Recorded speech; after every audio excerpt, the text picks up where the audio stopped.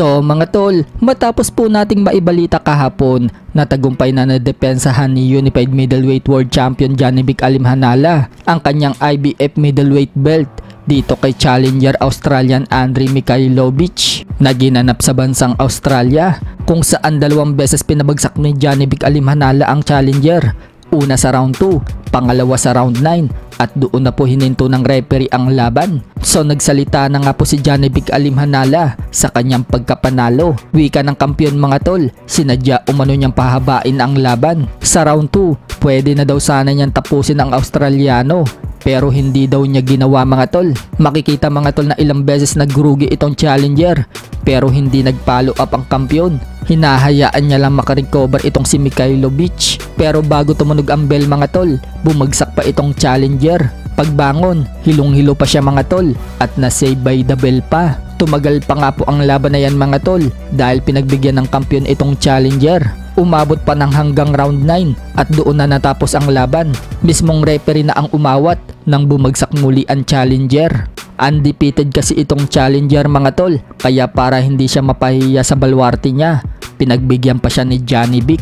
Pagkatapos ng laban mga tol, nagkita yung dalawa sa locker room at nagbigay respeto sa isa't isa. So gusto ngayon ng mga fans mga tol, harapin daw ni Janibek ang kampiyon ng WBA middleweight na si Erislandy Lara. Sa kabilang banda naman mga tol, Canelo Alvarez dinumog ng mga tao noong pasyalan niya ang negosyo ng kapatid niya. Si Canelo pa mismo mga tol ang gumawa ng tacos na negosyo ng kapatid niya. Kamukhang kamukha nga ni Canelo mga tol ang kapatid niya. Sa unang tingin, parang akala mo si Canelo Alvarez. Ayon pa sa report mga tol, si Canelo mismo ang nagbayad ng mga kinain ng customer. Sa ngayon, nag-i-enjoy muna si Canelo Alvarez sa labas ng ring. Sinasabi sa mga report mga tol na sa susunod na taon umano magbabalik sa ibabaw ng ring si Canelo Alvarez at sa buwan daw ng May ito lalaban muli. Sa ibang banda naman mga tol, mukhang sure win na nga po si former 3 Division World Champion Janrel Casimero sa paparating niyang laban na magaganap na sa susunod na linggo kontra kay Saul Sanchez. Masaya nga pong napapaindak sa sayaw si Casimero mga tol habang nasa boxing gym siya. Tiwala nga po si Casimero mga tol na makakabilang itong si Saul Sanchez sa listahan ng mga Meksikanong pinataob niya sa itaas ng ring. So ang mga pinataob nga po ni Casimero na mga Meksikano mga tol ay ang mga sumusunod. Ang Meksikanong si Felipe Salguero, tinapos ni Casimero sa round 11 sa pamamagitan ng technical knockout.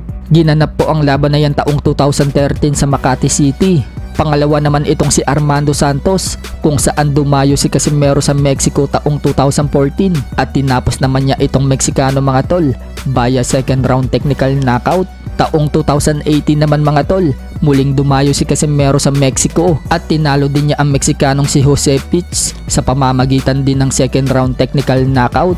Taong 2019 naman mga tol, dumayo naman si Casimero sa Amerika at tinalo niya ang Meksikano na si Ricardo Espinosa Franco sa pamamagitan ng 12 round knockout. Diyan po nasungkit ni Casimero mga tol ang interim WBO Bantam at makalipas po ang 4 na buwan, dinepensa ni Casimero ang kanyang interim dito sa Meksikano na si Cesar Ramirez na ginanap po ang laban sa Malate, Manila. Nanood pa dyan mismo ang ating pambansang kamao legend Manny Pacquiao.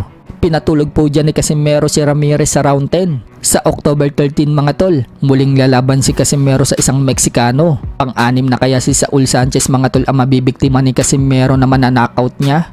Ano sa tingin nyo mga tol?